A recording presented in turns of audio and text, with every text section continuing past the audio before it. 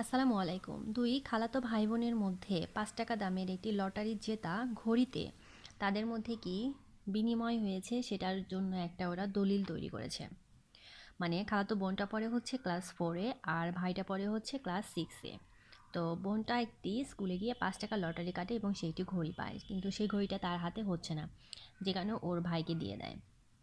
কিন্তু ভাইকে দিয়েছে, তার বিনিময়ে সে একটি খাতা এবং ১০ টাকা দাবি করেছে।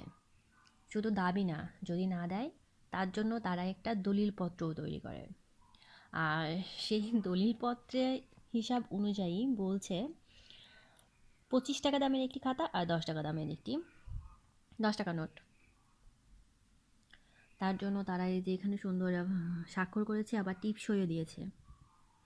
এরকম মজার কাহিনী আমি ধরে রাখতে চাই স্মৃতি হিসেবে, তাই ভিডিও করে আপনাদের জানালাম। ভালো থাকবেন, সুস্থ থাকবেন, আল্লাহ হাফেজ।